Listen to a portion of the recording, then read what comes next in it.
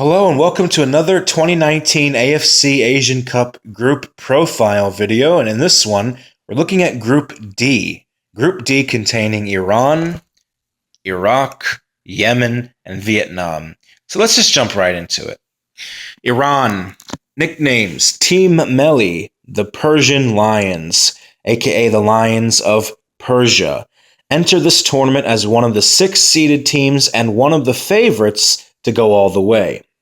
They're coached by manager Carlos Queiroz from Portugal, who's been with them since as early as 2011, has guided Iran to 2 consecutive World Cups in 2014 and 2018, and the 2015 AFC Asian Cup.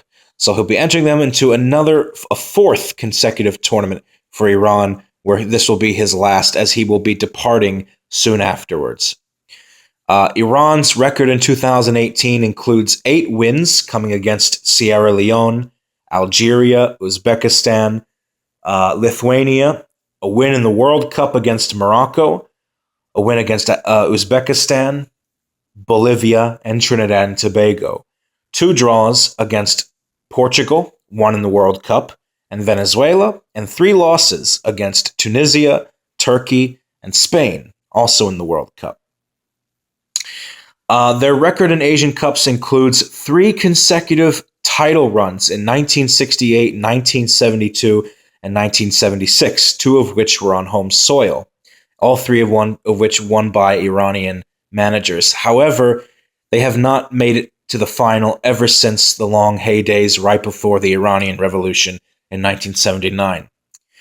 Indeed, Iran, as of late, tends to struggle at the Asian continental stage, having an easier time qualifying for the most recent 2 World Cups instead of going on deep runs in the Asian Cup.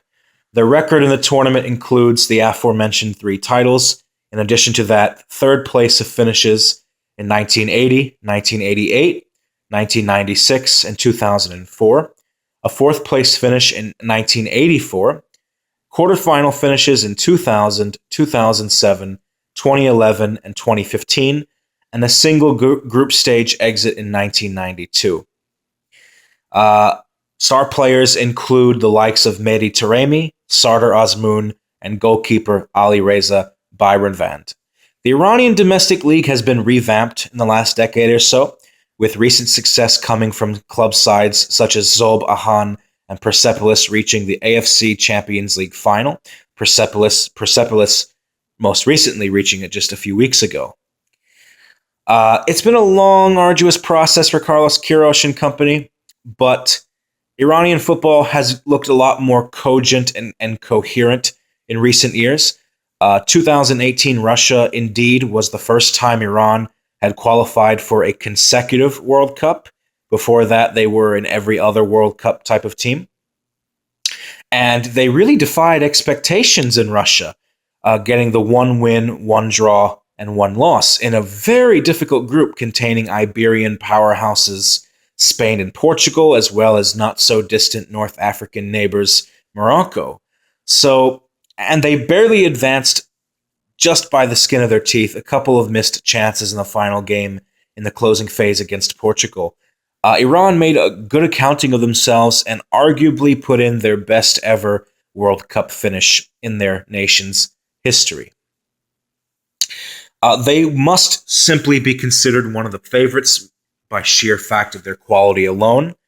And they will be hoping to right the ship and to get themselves out of the habit of underwhelming early exits at this stage. Now, you may have noticed all 4 quarterfinals finishes came in the modern era, dating back to 1996 and well into the 2000s, from 2000 to 2015. They will be hoping to go at least 1 step farther this time.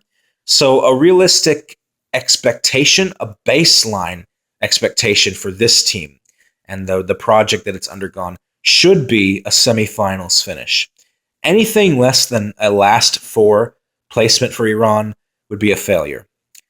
That's the realistic expectation. A realistic goal, I think they should be aiming to win the tournament and shake themselves off of the trend that they've been subjecting themselves to uh, as of late, since the turn of the century. They're really pragmatic, defensively sturdy side, very difficult to break down, and that could come into play in their favor in this tournament, should they want to win it.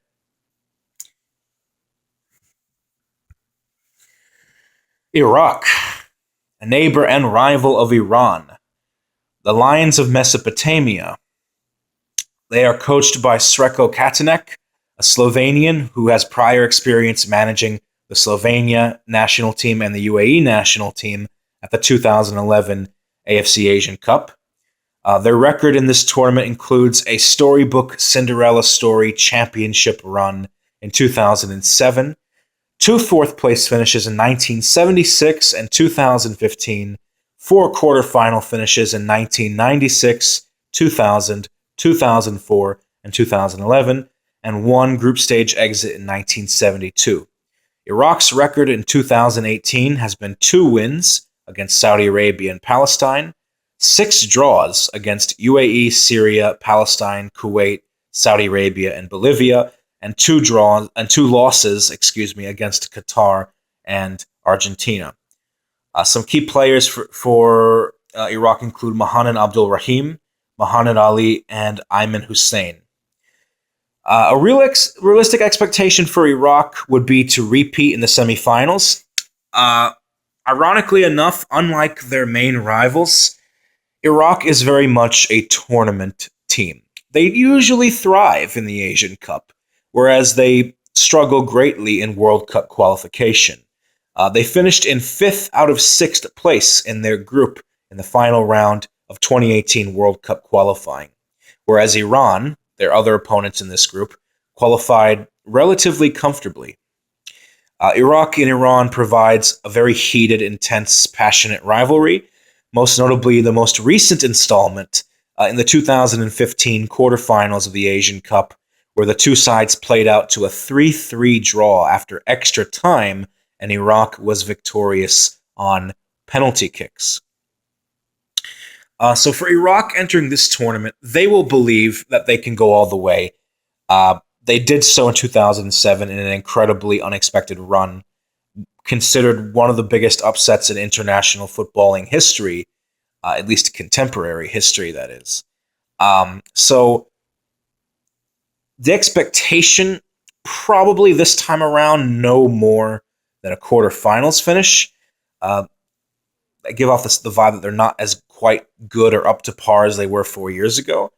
However, a realistic goal would be to win it, honestly, because they've done it before.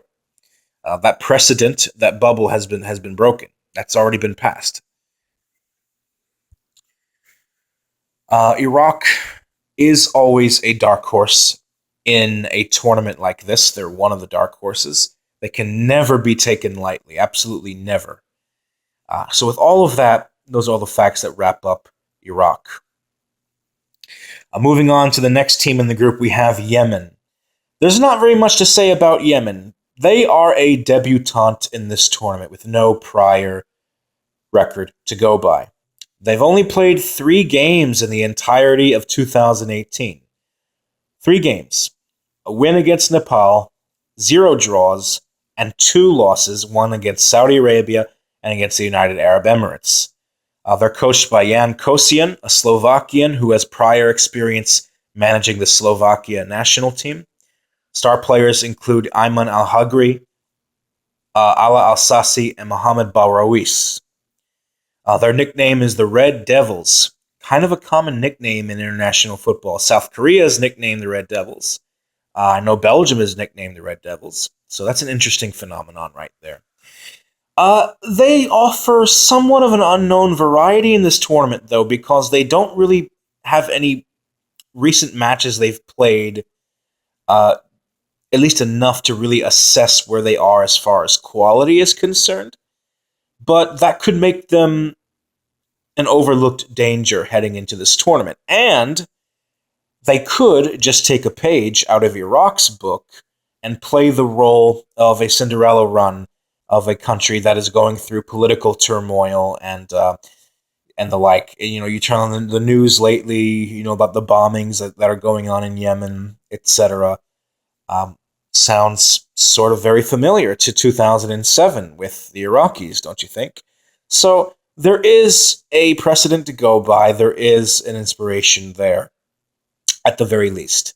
A realistic expectation for Yemen, to be quite honest, they should not have any expectations, because getting here was the job for their first ever Asian Cup, first ever major international tournament for Yemen. Anything else is a bonus at this point.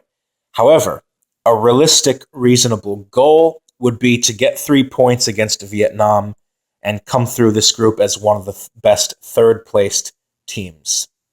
It might be one tournament too soon for a side, though, that is lacking the exposure of playing at this high level. And the final team in this group is Vietnam, the Golden Dragons. A wonderful nickname.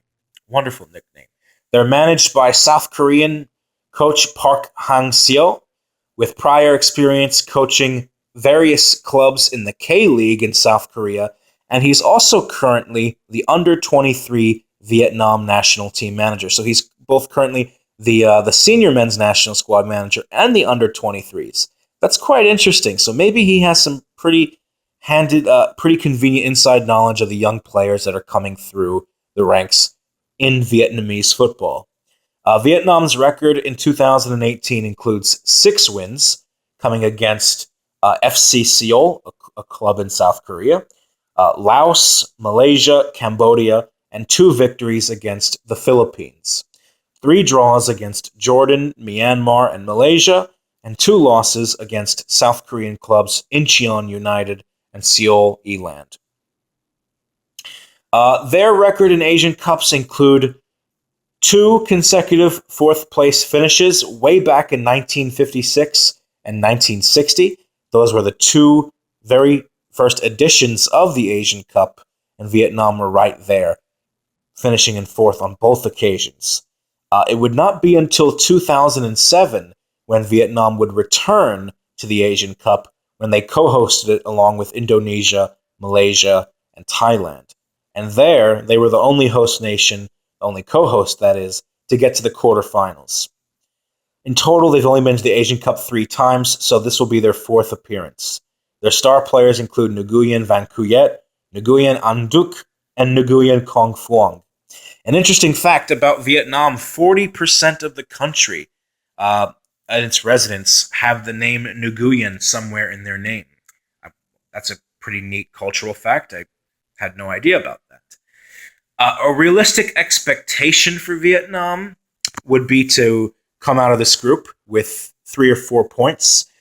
They should fancy themselves over Yemen, and as demonstrated in the penultimate round of 2018 World Cup qualifying with Iraq, whom they got a draw against, I believe, or was it 2 draws, they will believe that they can come through this group as one of the best third-place teams, maybe even runners-up, taking that position ahead of Iraq because of the prior meetings between the 2 countries. A realistic expectation to make a better accounting of themselves than they did in previous tournaments. If Vietnam can put in a good show and not come through this group, it's a success. But there's a difference between goals and expectations. Goals, come through the group. A round of 16 finish is probably the ceiling for Vietnam this time around, given the expanded format. But who's to say? Who's to say? Their players are almost entirely exclusively domestic-based, playing in the Vietnamese league. But that could play in their favor because there's that air of familiarity between players, some of the players who feature in the same club teams as well. A factor like that usually tends to make or break a national team, especially in regional tournaments. But that remains to be seen from how this is going to affect Vietnam.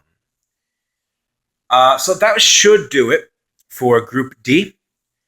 I hope you enjoyed this video. Leave a comment below, like, subscribe. Hopefully I'll see you later on this week, God willing. Next Friday is Group E. profile video for the AFC Asian Cup 2019, featuring Saudi Arabia, Lebanon, Qatar, and North Korea. So take care, everybody. Peace.